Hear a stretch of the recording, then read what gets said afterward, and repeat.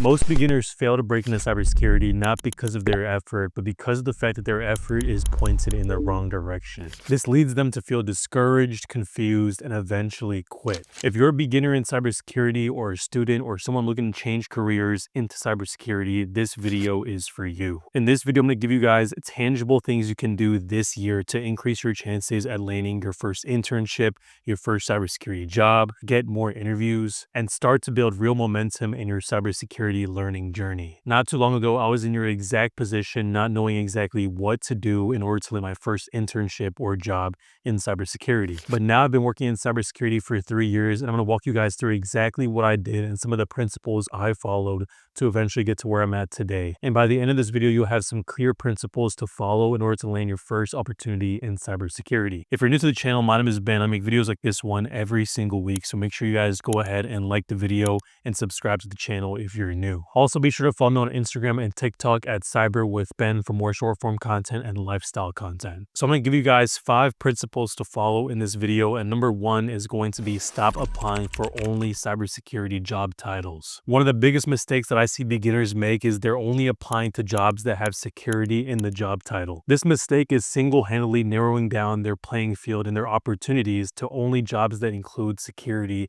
in the job titles. When in reality, there's a lot of different types of jobs that can really build up towards landing your first job in cybersecurity. So not only apply for jobs that contain security in their job titles, but also start applying for cyber adjacent roles. So some examples of these include things like IT help desk, desktop support, technical support, network operations center analyst, system administrator roles and internships, IT audit or compliance interns or analyst jobs, and lastly, technical specialist roles. Also apply for internship roles because those have less expectations and requirements and often lead to full-time jobs if you do well. So with all of these roles that I just mentioned, these all have transferable skills towards your first cybersecurity job. And a lot of times people who are working in cybersecurity right now oftentimes have a background in IT, networking, or system administration. So working these different types of roles give you transferable skills. They also show that you have professional experience and you know what it's like to work in tech. And you also gain more valuable soft skills like troubleshooting, customer service, and things of that sort. So principle number 2 on the list is going to be build proof of skills and not just certificates. A lot of times beginners who want to break into cybersecurity think that getting the Security Plus certification, the Network Plus,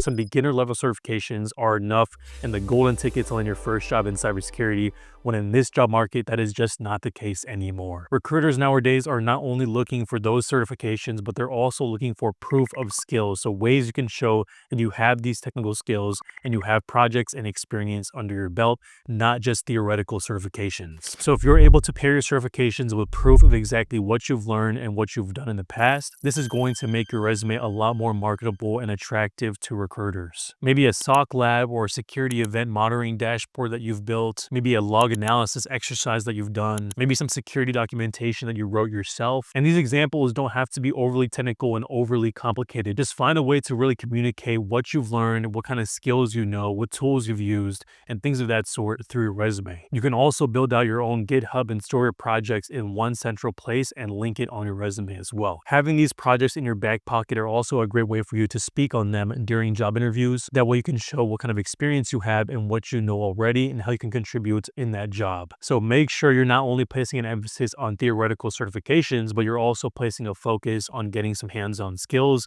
and being able to show for exactly what you've learned and what you have experience in. So principle number 3 is going to be picking one cybersecurity direction for now. A lot of beginners are really eager to start learning cybersecurity, which I absolutely love to see. However, this eagerness can also lead to a bunch of confusion because a lot of times beginners are just looking to learn everything rather than focusing on one thing at a time. Trying to learn everything is a quick way to burn out and also confuse yourself. So my recommendation, especially if you're someone who doesn't know what they want to specialize in or just wants to generally learn more about cybersecurity, is starting with different specialties, maybe a month at a time. So my recommendation will be focusing on one cybersecurity specialty for maybe 1 to 3 months. So maybe focusing on a SOC or blue team type of role and skill set for the first few months, then moving on to GRC and risk management, maybe going into pen testing or red teaming networking, and also maybe cloud security.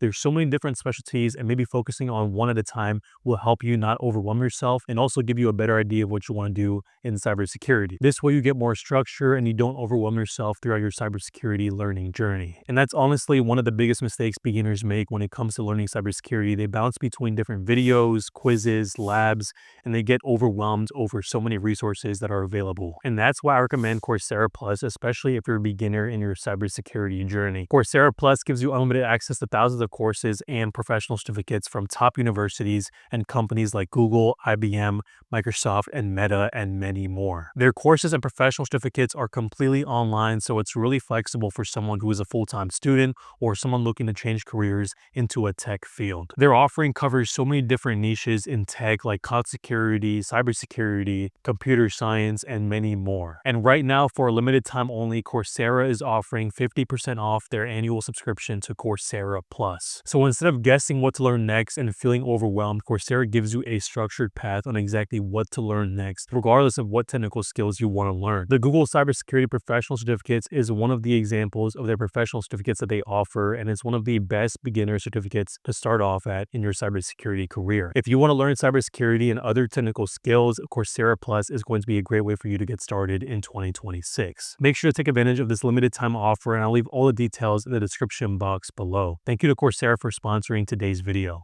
I also wanted to call out another resource for you, especially if you're someone who wants to learn the cybersecurity fundamentals. The platform is called roadmap.sh, and it's a free platform that walks you through exactly what you need to learn to start learning cybersecurity fundamentals. It offers a complete roadmap and includes different resources like YouTube videos and documents and links them inside of the roadmap for you. So that is a great resource, and I'll also link that in the description box down below as well. So principle number 4 is going to be visible on LinkedIn and consider content creation. Nowadays, the job market is so competitive, and things like LinkedIn and content creation is going to be setting you apart from all of the competition. It's also a perfect way for you to get the spotlight onto you and attract attention from recruiters and people who have opportunities. So this means consistently posting on LinkedIn and making sure it's updated, and also maybe consider opening up your own blog, your own website, or your own GitHub, things of that sort, areas in which you can document your progress and your learning. So this means maybe posting once or twice a week, documenting exactly what you've done and what you've learned and how you're progressing throughout your learning journey. This could also mean maybe documenting your cybersecurity lab that you just completed and what you did to do that, maybe a mistake that you made and how you fixed it and what you've learned, or maybe just sharing resources or opportunities that you've had that helped you in the past as well. And the whole purpose of this is to start building your visibility, start building your accountability, and building out your network to attract more attention and to eventually attract more opportunities to you that you would have never had if you'd never attracted that attention towards yourself. And this is something that I feel like is severely underrated and overlooked when it comes to cybersecurity and attracting attention towards yourself. And last but not least, principle number 5 is going to be start applying before you feel ready. So the principle here is you don't need to hit every single requirement when it comes to a job listing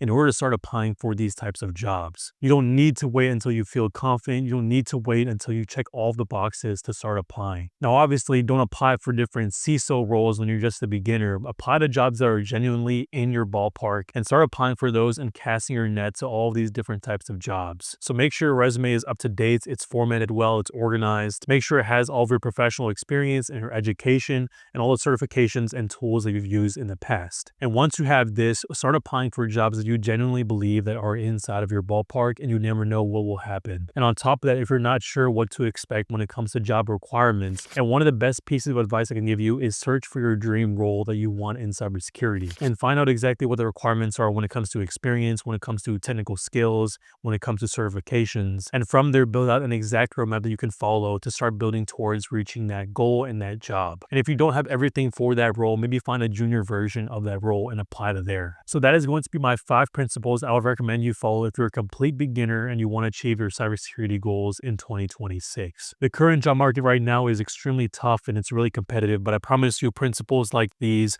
will help you move towards reaching your final goal of landing your first opportunity in cybersecurity. If you found this video helpful and valuable, be sure to go ahead and drop me a like, as it really helps out my channel and the YouTube algorithm. And also, if you're new to the channel, make sure to go ahead and subscribe so you don't miss out on future cybersecurity content. With that said, thank you guys so much for watching. I'll catch you guys in the next video. Peace.